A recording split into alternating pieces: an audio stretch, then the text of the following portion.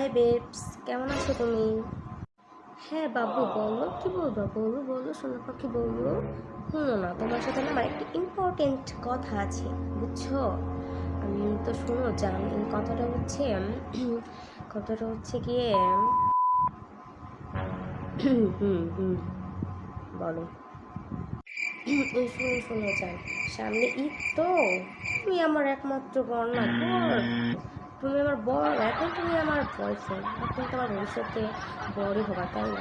তো আমার সকল দায়িত্ব, আমার যেটা ভালো লাগে, আমার মনে করো সব কিছু, এটা হচ্ছে তোমার, তুমি এটাকে হ্যান্ডেল করবে, রাইট? বুঝছি বুঝছি, সব বুঝছি।